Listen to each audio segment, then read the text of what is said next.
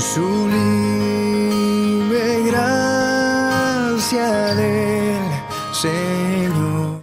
Continuamos con esta clase introductoria de la Confesión de Fe de Londres o escuela dominical. Pues en nuestra escuela dominical estudiamos las doctrinas principales de la Escritura que se encuentran en la Confesión de Fe de Londres. Y la semana pasada, a manera de introducción, mencionábamos algunas cosas. Confesión de fe, ¿qué es una confesión de fe?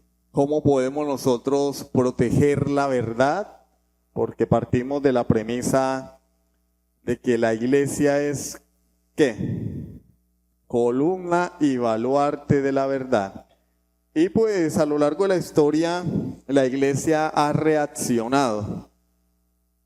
La iglesia ha reaccionado a los ataques de Satanás, porque son ataques de Satanás. Cada vez que se levanta un heresiarca, es decir, alguien que enseña herejías, que promueve herejías, la iglesia ha reaccionado y lo ha hecho a través de credos y confesiones. Esa es la manera en la que la iglesia reacciona. Se levanta una herejía, entonces la iglesia se reúne y dice, bueno, ¿cómo vamos a actuar frente a esto? Y lo hace a través de credos y confesiones en los cuales se establece la doctrina bíblica, no lo que se inventan la iglesia, porque es que la iglesia no inventa nada. Hay personas que hablan de manera errónea y dicen, ¿cuándo la iglesia estableció el canon? No, la iglesia no establece el canon de la Escritura. La iglesia recibe el canon de Dios. Y la iglesia lo que hace es reconocer el canon de la Escritura. A diferencia del catolicismo romano, el catolicismo romano enseña que por encima del canon de la Escritura está la iglesia. O sea, la autoridad máxima en el catolicismo romano es la iglesia. Por eso ellos pueden inventar cualquier cosa y no importa que no esté en la Biblia, porque por encima de la Biblia está la iglesia. Nosotros consideramos a la luz de la Escritura que por encima de la iglesia está la Sagrada Escritura. De manera que la iglesia lo que hizo en el primer siglo fue recibir los escritos sagrados, el canon, y posteriormente los reconoció. Pero la iglesia no es la que establece el canon, ni la que conforma el canon, ni la que decide el canon. No, ¿cuándo fue que se decidió el canon de la Biblia? No, la iglesia no tiene esa potestad. La iglesia recibió el canon en el primer siglo. El último libro que se escribió, Apocalipsis de Juan, data del año 95-100 después de Cristo. Y ese es el último libro. ¿Por qué el último libro? Porque después de que mueren los apóstoles, ya no hay manera de confirmar qué escritos son sagrados. Porque mientras estaban los apóstoles vivos, ¿sí? Los autógrafos, los autores de los libros del Nuevo Testamento, pues los libros circulaban y cuando se confirmaba su autoría en las iglesias, se hacían copias. Estando los apóstoles vivos, fácilmente podía preguntársele a alguien, venga, esta carta la escribiste tú. Sí, yo la escribí. Ah, listo, mijo. A copiar se dijo. Por eso nosotros, los bautistas reformados, nos inclinamos por el texto mayoritario, texto bizantino, o texto receptus. Eso no lo inventó, bueno, se me fue el nombre, el adversario de Martín Lutero. ¿Cómo es que llama, hermano Javier? Se me fue el nombre de este. Erasmo de Rotterdam no fue el que inventó eso. Los enemigos de la sana doctrina dicen, eso se lo inventó Erasmo de Rotterdam. No, no fue Erasmo de Rotterdam el que inventó eso. El texto recibido es el texto que más se copió en los primeros siglos de la iglesia. ¿Por qué? Porque era legítimo. Era como los billetes buenos. ¿Sí o no? Los billetes buenos se reciben en todo lado. Pero el billete falso, hay negocios donde dice, todo billete falso se rompe. El billete falso se rompe. Este texto es de dudosa procedencia. No lo copiemos. Y por eso el Códice Sinaítico y el Códice Vaticano no tienen mayoritariamente copias, como si las tiene el texto, que por su nombre mismo lo indica, mayoritario. ¿Por qué mayoritario? Porque todo el mundo lo copió, hermano, porque era como los billetes buenos, todo el mundo. Claro. ¿Quién lo escribió? San Pablo, muestre a ver. ¿Esto quién lo escribió? Lucas. ¿Y quién acredita a Lucas? Pablo. ¿Esto quién lo escribió? Marcos. ¿Quién acredita a Marcos? Pedro. Y en el primer siglo todavía estaban vivos y se pudo confirmar su autoría. Entonces esos evangelios, que el evangelio de María Magdalena, que el evangelio de Tomás, son carreta. ¿Por qué? Porque no hubo manera de confirmar su autoría. Por eso la iglesia los desechó. Cuando surgió el ataque contra la palabra de Dios y contra la sana doctrina, la iglesia se reúne y comienzan a estructurar su doctrina y a decir, esto es lo que creemos, a través de credos y confesiones. Así como la iglesia, de la misma manera, protegió la escritura, reuniéndose, y bueno, ¿esto quién lo escribió? Pablo. No había WhatsApp, pero había manera de indagar. Estando vivos en el primer siglo, muchos de los autógrafos, si el texto era legítimo, y se hacían copias. Entonces, de la misma manera se hicieron credos. Tenemos el credo de los apóstoles en el siglo II, tenemos el credo Atanasio. Ya vamos a hablar un poquito de eso. La pregunta que nos podemos hacer hoy es, ¿qué beneficios tenemos de una confesión de fe? No me voy a adelantar al tema, a los credos específicamente. ¿Qué beneficios hay de tener una confesión de fe? ¿Por qué nosotros tenemos una confesión de fe? ¿Es que no tenemos nada mejor que hacer?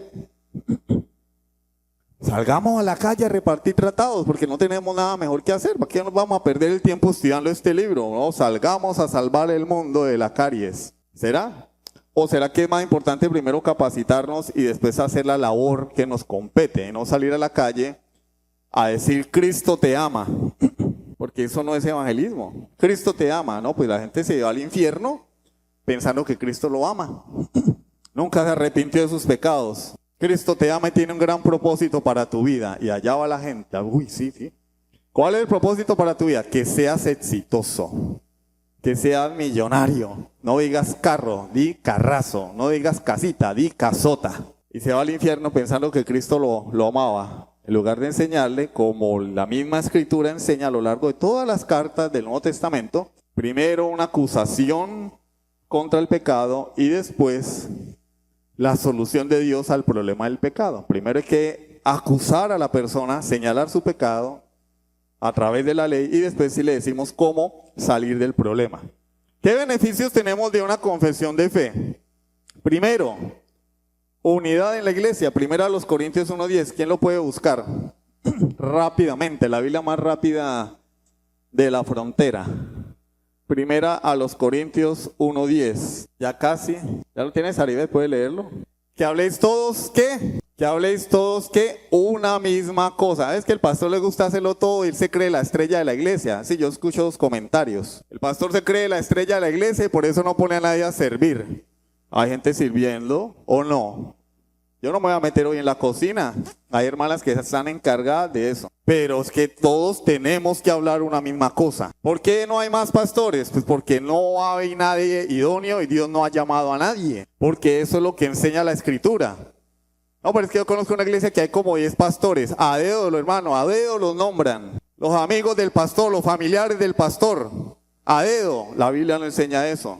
Todos tenemos que hablar una misma cosa. No debe haber divisiones en la iglesia. ¿Cómo blindamos a la iglesia contra la división? Asegurándonos que todos hablan una misma cosa. No, pero es que yo no creo igual. Listo, hermano. Sentado te vas a quedar. Porque solamente van a participar los que estén en completa unidad. Yo todavía no entiendo eso de que el calvinismo. Listo, hermano. Siéntate y aprende. Cuando lo aprendas, lo aceptes, lo asumas y sea tu convicción, entonces vamos a tenerte en cuenta. Antes no. Todos deben hablar una misma cosa, no debe haber divisiones. ¿Y qué más es lo que dice Saribet? Una misma mente y un mismo parecer. Pero es que yo no estoy de acuerdo como se están haciendo la causa. Listo, hermano. Eres nuestro hermano, pero no puedes ser parte de la iglesia porque todos deben pensar de la misma manera y tener un mismo parecer. Eso no quiere decir que no pueda haber diferencias de opiniones en aquellas cosas que no son centrales. Por ejemplo, bueno, yo no estoy de acuerdo en que pongan bombas el día del aniversario. A mí me hubiera gustado más flores. Listo, hermano, se te respeta tu opinión. No vamos a dejar de ser hermanos por eso.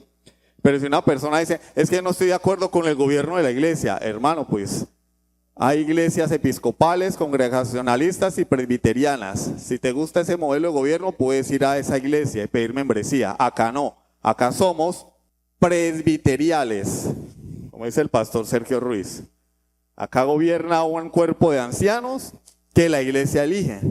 Y no tenemos jerarquías ni somos gobernados por iglesias externas. Aunque pertenecemos a la denominación bautista reformada, las iglesias son autónomas. Eso es lo que nosotros creemos. Yo veo, y lo digo con tristeza, hermanos que vienen de asambleas de Dios, de una iglesia donde el pastor hacía lo que le daba su santa voluntad, no rendía cuentas, hacía lo que le venía en gana, la gente era feliz. Vienen a esta congregación donde tienen voz y voto y todo lo critican. Y digo, pero hombre, ¿cómo hacían en la otra iglesia? En la otra iglesia el pastor pasaba por encima, hacía lo que le venía en gana, no rendían cuentas. Yo nunca vi al pastor de la iglesia Asambleas de Dios presentando un informe financiero, nunca. Yo fui miembro de esa iglesia, jamás lo vi. Nunca le vi justificando los gastos de la iglesia, nunca. Venimos a una iglesia donde se hace eso, donde hay hermanos que cuentan la ofrenda, testigos, se sabe cuánto se recoge, se sabe en qué se gasta, pero todo lo critican. Es una inconsistencia. Estábamos en una iglesia donde nos atropellaban, no decíamos nada. Estamos en una iglesia ahora donde se respeta a las personas, tienen voz y voto y todos lo señalan. Entonces, ahí hay un problema. Ese tipo de comportamientos no deben permitirse porque todos tenemos que hablar una misma cosa y tenemos que procurar la unidad. No deben haber divisiones. Hermano, pero es que hay un hermano que está súper capacitado. Es el Iron Man de la vida cristiana. ¿Por qué no lo ponen a servir? Bueno, yo voy a saber cuál es la mentalidad de esa persona. Tiene que sentarse y hasta que no haya unidad, hasta que no piense igual que la iglesia, hasta que no tenga unidad doctrinal y unidad eclesiológica, no puede hacerlo. No, pero es que yo veo otras iglesias donde, claro, vuelvo y les digo, pastores a dedo, líderes a dedo, tú me caes bien, tú tienes dinero, tú hablas muy bonito. No, hermano, es que el hermano tiene un poder de convencimiento. Hermano, primero esto, porque mañana con el mismo poder de convencimiento arrastra 15, 20, 30 personas ¿a qué? A una falsa doctrina, a la herejía, al error. De pronto se pone a conversar mucho con los testigos sin Jehová y lo convencen, resulta diciendo que Cristo no es Dios y se lleva 30. Porque era un líder de la iglesia, porque no había unidad doctrinal. Los convenció con su buena palabrería, con su labia, como se dice coloquialmente. Pero como no había esto, pues fácilmente se dejó arrastrar por el error y arrastra consigo a los indoctos. ¿Quiénes son los indoctos? Los que no están capacitados en la palabra de Dios, los nuevecitos. Entonces debe haber esto. Y vamos a ver, en segundo lugar, proclamación y defensa de la verdad. ¿Ustedes en qué creen? En Dios. O sea, Santiago dice, los diablos también, los diablos. Bueno, sí, la palabra diabolos es demonio, ¿no? Los demonios también creen. ¿Y qué hacen? Tiemblan, ¿no? ¿Qué creen ustedes? Creemos en esto, esto, esto. Y esto es lo que profesamos y proclamamos. Y cada vez que hablamos de esto, esto y esto. ¿Cómo podemos saber en qué creemos si no tenemos un documento que nos diga esas doctrinas que están en la Escritura? Entonces no solamente proclamamos la verdad con nuestros labios cada vez que se predica en un grupo, cada vez que estamos en un púlpito, cada vez que estamos en la calle, sino que la defendemos. Lo que se llama apologética, la defensa de la fe. Bueno, lo que viene el testigo sin Jehová y entonces sale y uno, no, sí, yo creo en Dios. Ah, sí, todo el mundo cree en Dios, sí, claro, todos, cada quien busca a Dios a su manera y le dejan ahí el atalaya o el despertar y uno lo recibe. Gracias, Dios lo bendiga. No, ellos vienen enseñando una doctrina de error, una doctrina anticristiana porque niegan la divinidad de Cristo y le pasan por encima al Espíritu Santo y hacen lo que quieran con él. Yo tengo que defender la verdad. Bueno, hermano, y sé que es lo que me viene a predicar, hermano, usted está en un error. Bueno, yo digo hermano por mi influencia bogotana, ¿no? Pero no estoy hablando de los hermanos de la fe. O parce, o con lo que ustedes quieran llamar, pana, brother, amigo. Amigo, ¿qué es lo que tú me predicas? Tal. Eso no está bien. La Biblia enseña esto. No se trata de contender, ni de buscar pleito en las redes sociales. Se trata de que si la persona viene a mí a enseñarme algo que es un error, yo tengo la oportunidad de enseñarle la verdad. Y antes de recibirle su material, yo le digo, mira, esto es lo que enseña la Escritura. El Cristo de la Biblia es este. El Cristo de la Biblia es Dios. Como veíamos en Romanos 9:5, el cual es Dios sobre todas las cosas. Establecimiento de la membresía y evaluación del liderazgo. ¿Cómo se evalúa el líder si yo no tengo un documento que me diga cuáles son? Bueno, están en la Escritura, pero la confesión de fe me dice en qué parte de la Biblia yo encuentro cuál debe ser el perfil del líder. Pastor, pastores, diáconos, ¿cómo los evaluamos? Mañana el pastor se acuesta con una hermana y a los 3 meses, disciplina, 3 meses, a los 3 meses está otra vez subido ahí. ¿Por qué? Como sucede en muchas congregaciones, porque es el que más diezmos reporta, ¿no? Es que ese pastor es el que más plata trae. Tiene 100 grupos familiares y en los 100 grupos recoge plata. No, ¿cómo lo vamos a desechar? No, hay que ponerlo a trabajar. Ese talento no se puede desperdiciar. Hermano, es que en el momento en que el hombre es descalificado, ha despreciado el ministerio del Señor. Cayó en adulterio. ¿Quiere decir que no es creyente? No, porque una persona puede caer en adulterio. Cayó David en adulterio, pero según los requisitos de la palabra de Dios, no puede ser pastor. No, pero yo conozco una iglesia donde al hombre lo restauraron y lo pusieron allá porque es que, como vuelvo y le digo, no se puede desperdiciar ese potencial y ese talento. Bueno, la Biblia no habla de potencial y talento. La Biblia dice, irreprensible marido de una sola mujer. O sea, que no haya caído en adulterio. ¿Cómo hacemos? Se establece la membresía. Todos tienen que pensar una misma cosa. El que no piense una misma cosa, bueno, no quiere decir que no pueda estar en la iglesia. Lo que quiere decir es que no puede ser miembro. El que no tenga convicciones. Acá hay personas que piensan que los adventistas son hermanos nuestros, que los testigos sin Jehová son hermanos nuestros, que los mormones son hermanos nuestros, que los pentecostales y nosotros son lo mismo. Lo que pasa es que los reformados les gusta estudiar más la Biblia y los pentecostales son más espirituales. No, hermano, no somos lo mismo. Hermanos, somos tan diferentes que no pertenecemos a la confraternidad de pastores de aquí del municipio. Ni vamos a pertenecer jamás. Jamás vamos a pertenecer a esa organización. A mí que me interesa que la confraternidad nos reconozca o no. A mí me interesa es que la palabra de Dios se predique con fidelidad y nosotros andemos en santidad honrando a Dios y a su palabra. Entonces, cuando la confraternidad va a hacer una actividad, van a salir a la calle a regar aceite. No, nosotros, ¿qué debe hacer usted con el aceite? Frite las arepas, frítese los huevitos, o con mantequilla, no bote la plata. No, pero es que ellos van a coger a Oreña, sí, que sigan creyendo esa brujería cristianizada. Eso es brujería cristianizada. Vamos a salir a reprender al diablo. Hermano, vamos a salir a atar a Satanás, lo atan el domingo, el lunes se suelta porque el mundo sigue peor. ¿Ataron a Satanás? No, porque la iglesia no tiene ese poder. Y Satanás ya fue atado cuando Cristo vino por primera vez y estableció su reino aquí en la tierra. Entonces, son puras patrañas. Sentido de continuidad histórica. Nosotros no solamente pretendemos ser una iglesia bíblica, sino una iglesia histórica. ¿Cuál es el problema de las sectas y de las iglesias modernas? Son alérgicos a la historia. Porque como andan inventando doctrinas nuevas todo el tiempo que no tienen sustento histórico, una base histórica, no les conviene. Históricamente, no, pero es que aquí en esta iglesia hablamos en lenguas y que ya me agarró el Espíritu Santo y me dio 3 vueltas, hermano. ¿Dónde está en la Biblia? En ninguna parte. No, pero primero los Corintios 12, 13, 14 lo dice, hermano, estudie bien la Biblia. Acá se hizo una serie sobre ese tema.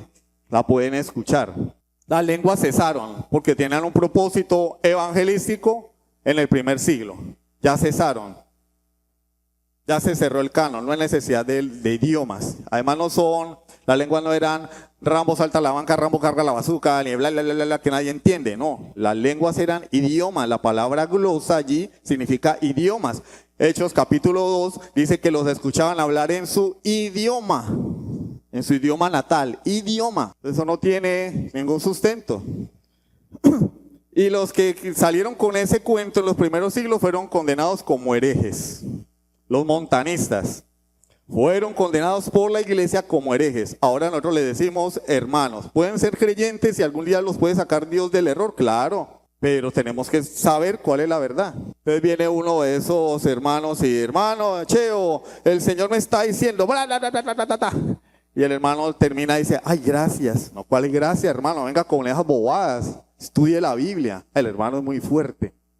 ¿Usted aceptaría que un brujo viniera a hacerle un conjuro? Así tenga toda la buena intención del mundo, ¿usted aceptaría que un brujo viniera con unas ramas y una botella de ron a escupirle ron encima solamente porque lo quiere bendecir? No, yo no lo aceptaría. Ahora, ¿por qué tengo que aceptar que una persona venga y me hable un poco de tonterías que ni ella misma entiende y hablando en nombre de Dios? Hermano, tengo una palabra del Señor para ti. ¿Está en la Biblia? No, el Señor no me está hablando, hermano, guárdeselo, váyaselo a otro. Usted no me va a hablar en nombre de Dios, lo que está escrito, la palabra, guárdeselo. Le doy gracias por sus buenas intenciones, pero de buenas intenciones está lleno el infierno. Si usted quiere bendecir mi vida, ore, lea la escritura. Y cuando lo que usted me venga a decir esté en la Biblia registrado, lo recibo con los brazos abiertos. Pero yo no vengo no quiero escuchar su palabrería ni sus balbuceos. Son alérgicos a la historia. Ellos no tienen nada que ver con confesiones, con credos, nada. Ellos solamente quieren sus doctrinas modernas, actuales, sus nuevas revelaciones. Hay un nuevo mover del Espíritu. Uy, pero se le olvidó al Espíritu en 18, 19 siglos decírnoslo y se le ocurrió decírnoslo ahora. Viene un nuevo mover, el nuevo mover apostólico, cosas nuevas. No, la Biblia tiene 1900 años de haber sido escrita. No hay nada nuevo, todo es viejo. No hay nada nuevo, no, la palabra está allí. ¡Pum! Pero las personas quieren cosas nuevas. Un día quieren novedades. Sorpréndame, como las películas, ¿no? ¿Qué película nueva hay? Bueno, este año ¿qué? No, este es el año del mover espiritual y empiezan con las caídas al piso. El año que viene, este es el año donde este año va a venir Cristo, entonces se ponen a hablar de su doctrina dispensacionalista y cosas así. No, hermano, nosotros venimos a la escritura. Así a muchos les aburra la palabra de Dios. Si a alguien le aburre la Biblia es porque no es creyente.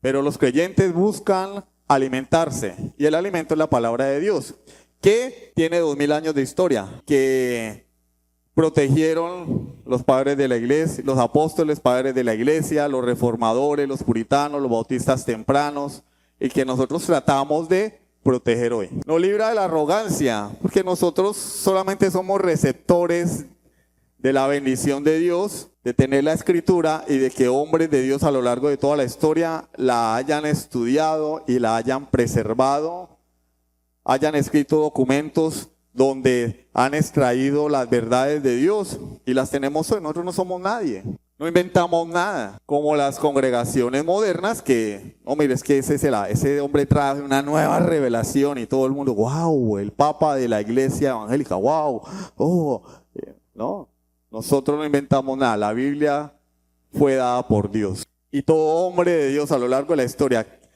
los más grandes hombres de Dios se caracterizaban por una cosa, ¿saben cuál era? Humildad. Porque entre más uno conoce a Dios, más se da cuenta de su pecado, de la piltrafa que Dios salvó, de la basura que Dios salvó. Lo digo por mí, porque no quiero ofender a nadie. De la basura que Dios salvó de la condenación eterna. Pero cuando uno tiene orgullo en el corazón, es una clara señal de que tiene una fe débil y está careciendo del conocimiento de Dios. Entonces nos libra de la arrogancia. Y nos da identidad, ¿Ustedes qué son? Somos bautistas reformados. ¿Y eso qué significa? Bueno, tenemos una historia, tenemos distintivos. Si yo le preguntara a alguno de ustedes qué significa ser bautista reformado, ¿podría darme una razón? ¿Por qué estás en esta iglesia y no en otra? ¿Por qué no estás en una iglesia pentecostal, carismática, donde tumban a la gente, donde predican prosperidad? ¿Por qué no estás allí? ¿Por qué estás acá? ¿Por qué estás aquí y no en la iglesia bautista general? ¿Por qué tú crees que la salvación es segura en Cristo y no se pierde? Nos da identidad. Tener una confesión nos dice qué es lo que enseña la Biblia y nosotros lo creemos porque está en la Escritura. ¿Qué me diferencia a mí de un presbiteriano, que también es una iglesia histórica de sana doctrina? ¿Qué me diferencia a mí? ¿Por qué no me llamo presbiteriano y sí me llamo bautista? Bueno, porque ellos bautizan niños y nosotros no. Por eso nos llamamos bautistas, porque bautizamos personas que se arrepienten. Ellos bautizan niños, no para salvación, pero bautizan niños. Nos da una identidad, ¿sí? ¿Por qué no soy congregacionalista? ¿Por qué soy bautista reformado? Bueno, porque creo en un gobierno elegido por la iglesia, una pluralidad de ancianos. Y el congregacionalista cree en una asamblea que gobierna la iglesia, que es diferente. Entonces, me da una identidad. Es como los apellidos, ¿cierto? ¿Cómo te llamas tú? María. Uy, no, pues ¿cuántas Marías hay? Usted va a buscar a una María en Facebook y le salen millones de resultados, ¿no? Bueno, María Pérez. Hay muchas Marías Pérez, pero si la mujer se llama María Yujemi Pérez, ya puede que haya menos resultados. Y se llama María Yujemi Pérez Muñetón. Yo creo que solamente habrá una. Entonces, el segundo nombre y los apellidos me ayudan a identificar mejor a la persona. Y nosotros somos, no les voy a enredar la vida diciendo que somos católicos. Católicos porque católico es universal. Pero nosotros somos católicos, protestantes, bautistas, reformados. O católicos, evangélicos, bautistas, reformados. ¿Por qué católicos? Porque es que la iglesia católica fue la que fundó Jesús. Pero no la iglesia romana. No la romana.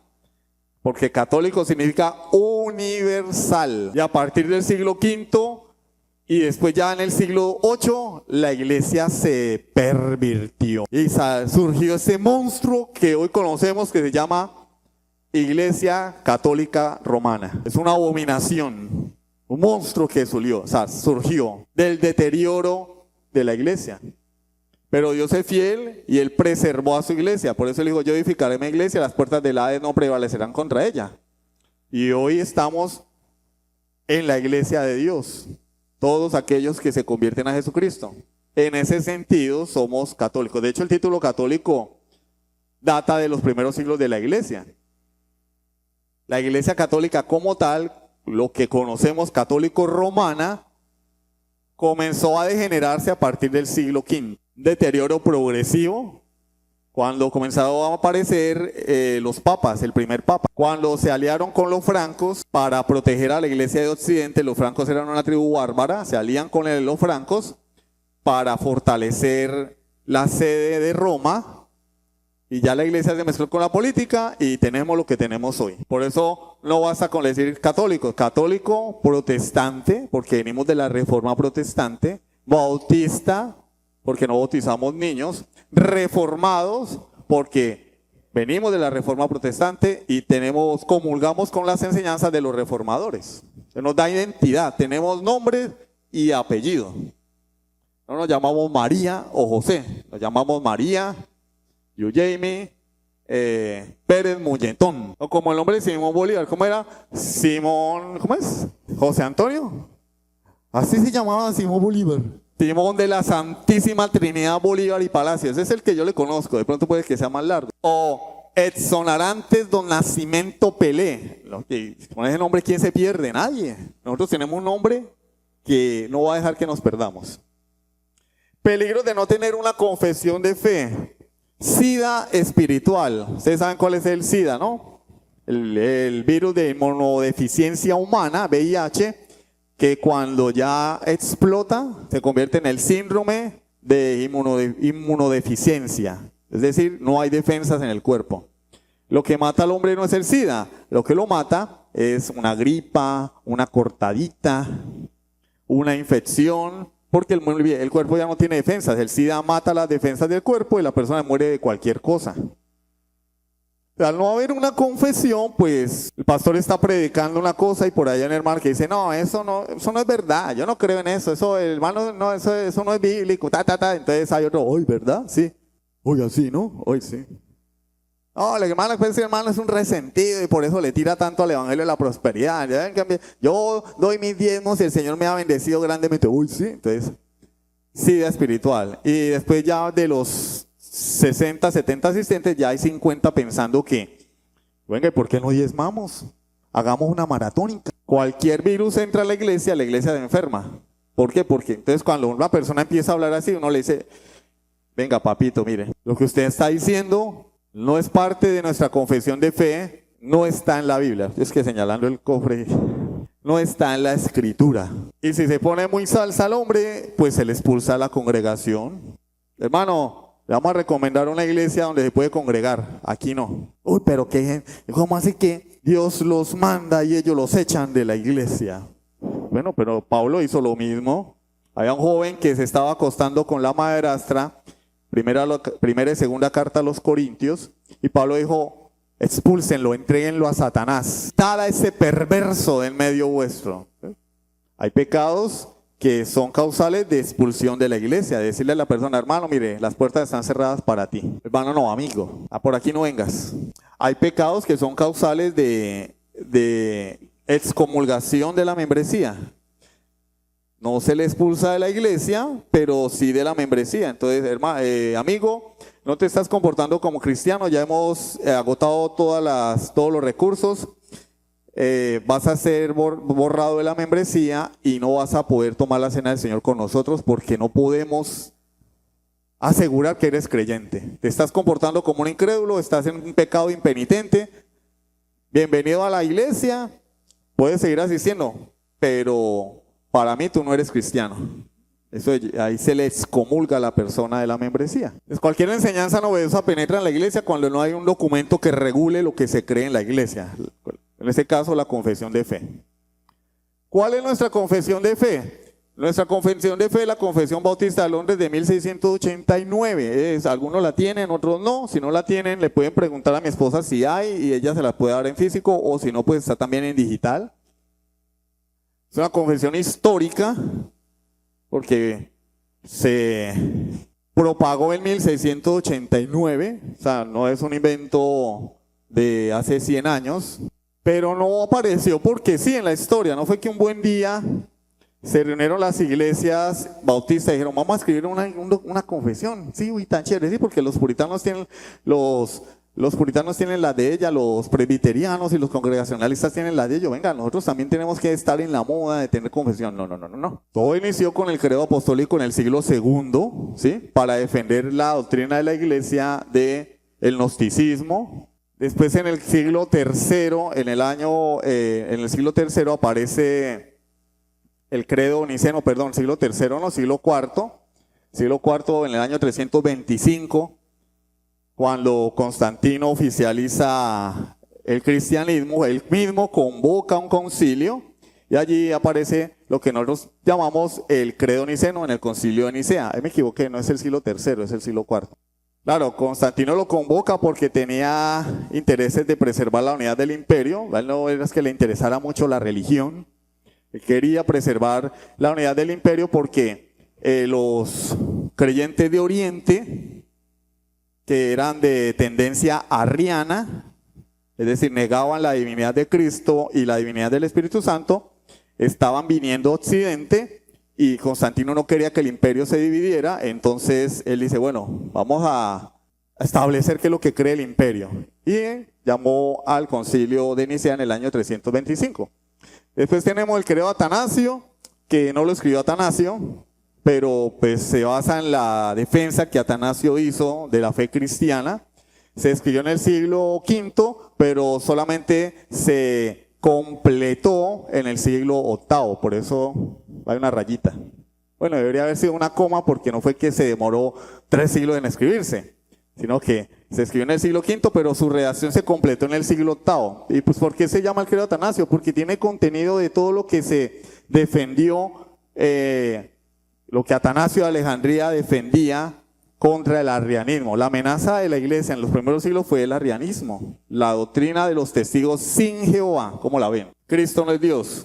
El Espíritu Santo es un fantasma, es la fuerza. Tenemos el credo constantinopolitano en el año 381, el credo de los valdenses en 1685, tenemos muchos más documentos. Catecismo de Heidelberg, tenemos los cánones de Dort, confesión belga, credo albigense, bueno, hay muchísimos, pero tenemos lo que yo quiero resaltar acá es que a lo largo de la historia ha habido hombres que Dios ha utilizado para preservar la doctrina y defender la verdad. Y todas estas, bueno, el Catecismo de Heidelberg, confesión belga y cánones de Dort hacen parte del símbolo de la iglesia holandesa. Ellos no tienen la confesión de fe de Londres, ni la confesión de Westminster, ni la de Savoy, pero sí tienen esos 3 documentos en los que basan su doctrina, que se llaman el símbolo de la fe holandesa, ¿sí? La iglesia de Holanda reformada, aunque no tiene una confesión, pero sí basa su doctrina en esos 3 símbolos. Así le llaman, el símbolo. Luego viene la reforma protestante en el siglo XVI, todos conocen las 5 solas, ¿sí las conocen? no son las mujeres divorciadas. Son eslogans, ¿sí? Llamaríamos hoy eslogan de las doctrinas que nosotros creemos que rescataron los reformadores. No las inventaron, las rescataron. Sola escritura. ¿Por qué? Porque Roma decía lo que le venía en gana, igual que muchas iglesias modernas hoy, sobre todo de corte carismático, que inventan lo que les da la gana. Palabra profética, ya está la gente llenando un estadio, comiendo cuento, una sarta de mentiras. Hermano, pero usted ¿por qué es tan fuerte? En el antiguo pacto lo mataban a piedra, ¿sí saben? Lo mataban a piedra. Nosotros, claro, pues no estamos en el antiguo pacto, no somos una iglesia-estado, pero a lo malo hay que llamarle malo y a lo bueno, bueno. Entonces la iglesia decía lo que le venía en gana, porque la iglesia, vuelvo y les digo, Roma defiende la supremacía de la iglesia por encima de la escritura. Ellos dicen la iglesia trajo el canon, nosotros decimos no. La iglesia reconoce el canon, la iglesia no trajo el canon. Ellos dicen no, la iglesia trajo el canon, la iglesia está por encima del canon. Entonces el Papa dice lo que le venga en gana y inventaban cualquier suerte de doctrinas como la doctrina del purgatorio, el limbo, las indulgencias. Entonces Martín Lutero, que fue la punta de lanza, por decirlo así, el precursor, se levanta, Dios lo levanta como el defensor de la verdad. Pero el que sistematiza toda esa doctrina es Juan Calvino. O sea, digamos que Martín Lutero era el teólogo, el pastor, y Juan Calvino fue el teólogo. Después del apóstol Pablo y San Agustín, el teólogo más grande es Juan Calvino. Bueno, algunos incluso afirman que después de Pablo está Juan Calvino como el teólogo más grande. Yo no voy a entrar en esa discusión porque... Después, más o menos por el mismo tiempo, bueno, en el siglo XVII, aparecen los puritanos en Inglaterra, porque la iglesia de Inglaterra, la iglesia católica de Inglaterra se separa de la iglesia católica, porque Enrique VIII quería divorciarse de su esposa para casarse con otra y el Papa no le daba el divorcio. Pero Enrique quería también, lo usó como una estrategia política para separarse del poder del Papa porque el Papa gobernaba. Una de las catástrofes que surgió cuando la Iglesia Católica en el siglo V comienza a asociarse con las tribus bárbaras para preservar la Iglesia de Occidente es eso. Uno de los monstruos que surgió fue la Iglesia-Estado y el Papa llegó a nombrar emperadores. De hecho, Carlomagno fue nombrado por el Papa. El Papa nombró al emperador más grande de su tiempo, que fue Carlomagno, y Enrique VIII no quería seguir bajo el poder de Roma y entonces utiliza este pretexto para separarse. Surge la iglesia anglicana. Hay un sector de la iglesia anglicana que era lo mismo que la iglesia católica, pero había un sector que estaba inconforme. De ese sector surgieron los puritanos, ¿sí? Pero parte de ese sector quedó allí, iglesia anglicana, de la cual hizo parte Martin Lloyd-Jones. Y ellos tienen su confesión que se llama los 39 artículos. Hay un sector de la iglesia anglicana que es fiel a la palabra y hay otro sector que es un desastre, que son iguales que la iglesia romana. De ese sector inconforme es que surgieron los puritanos, que de influencia calvinista, ¿sí? Y de esa iglesia puritana es que surgen los tres grandes grupos que conforman la iglesia reformada hoy en día, que son los presbiterianos, los congregacionalistas y los bautistas. Ellos por la persecución tuvieron que emigrar a Estados Unidos y fundaron lo que conocemos como los Estados Unidos de Norteamérica. ¿Quién fundó Estados Unidos? Los evangélicos, los puritanos. Y por eso, miren la diferencia entre Estados Unidos y Canadá y nosotros. ¿Quién fundó nuestras naciones?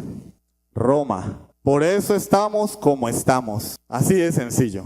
Por la influencia del romanismo. ¿Y por qué Estados Unidos y Canadá son lo que son?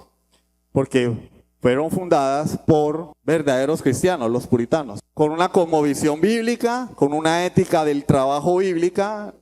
Y nosotros tenemos la ética de que si mi jefe no está, me hago el tonto.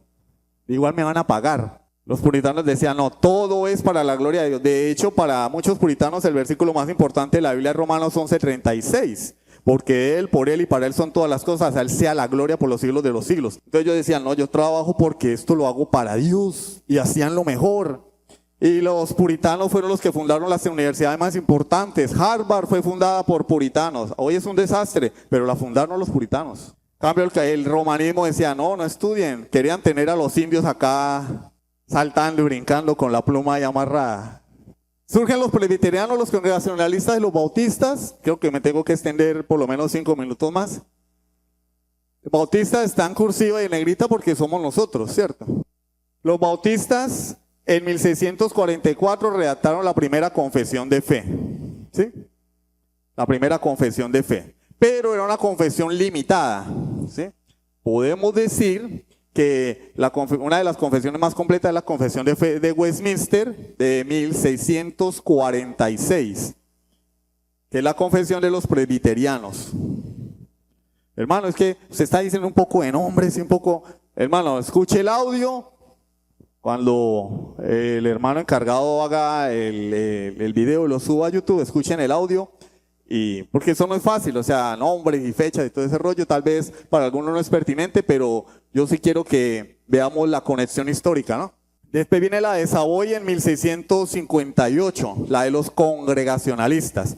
Y entonces los bautistas tempranos dijeron, bueno, vamos a tener nuestra propia confesión, pero tomaron documentos más completos como la confesión de Westminster y elaboraron una segunda confesión, que es la segunda confesión de fe de Londres de 1677. Esa es la que tenemos aquí. De hecho, hay algunas que dicen acá 77/89. Es la misma, pero ¿qué ocurrió? Que en el 77 no había libertad porque había un problema político religioso en Inglaterra, ¿sí? La monarquía de Inglaterra, el parlamento de Inglaterra tenían una puja ahí por el poder y entonces había prohibiciones para los puritanos porque los puritanos eran los rebeldes y entonces no había libertad. Y hasta 1689 que se proclama el acta o edicto de tolerancia fue que realmente se pudo promover la confesión de fe. Imprimir, repartir, propagar. Y entonces por eso nuestra confesión se llama Confesión de Fe 1689. ¿Sí? Pero en realidad fue escrita en el 77. Más completa, tomó lo mejor de la Confesión de Savoy y la Confesión de Westminster. Y es el documento que ustedes tienen hoy. Hombres de Dios a lo largo de la historia que Dios ha utilizado, que estuvieron allí presentes, algunos no, por ejemplo como el teólogo puritano Thomas Goodwin. Juan Bunyan fue encarcelado 12 años por predicar públicamente, porque en Inglaterra, cuando no había libertad, se prohibió, la iglesia anglicana que gobernaba, prohibió que se predicara públicamente. Y Juan Bunyan dijo, a mí no me importa. Y él salía y predicaba públicamente, lo metieron 12 años preso. Juan Bunyan, que escribió el segundo libro cristiano más vendido, El progreso del peregrino, ¿ya lo leyeron? No, léanlo entonces. Después de la Biblia, el libro más cristiano, más impreso y más vendido, El progreso del peregrino, escrito por Juan Bunyan. John Owen, muchos más teólogos puritanos, pero nosotros pues, después de ellos, tenemos de quien propagó en Estados Unidos la doctrina puritana y reformada, Jonathan Edwards, una de las personas más ilustres de la historia de Estados Unidos, Charles Spurgeon, que no estuvo allí, pero la iglesia de Charles Spurgeon, obviamente Charles Spurgeon ya murió, ¿no? El tabernáculo metropolitano aún hoy, sigue adherido a la Confesión de Fe de Londres de 1689. A mí me extraña mucho cuando hay personas que dicen, yo escucho a Spurgeon y son arminianos. Digo, pero bautistas generales que dicen, no, es que como dijo Spurgeon. Pero ¿cómo? ¿Por qué cita Spurgeon si es que Spurgeon es calvinista? Spurgeon se adhirió o asumió la Confesión de Fe de Londres de 1689 y entonces dicen, no, es que yo escucho a Spurgeon, no he entendido a Spurgeon, porque Spurgeon tenía este libro como su, no norma de fe, sino como su confesión. Martin Lloyd Jones, vuelvo y les digo, pastor y teólogo anglicano, que murió en el siglo pasado, excelente teólogo, también, ¿cierto? Se adhería a las confesiones. Claro, él no... Sublime gracia del Señor.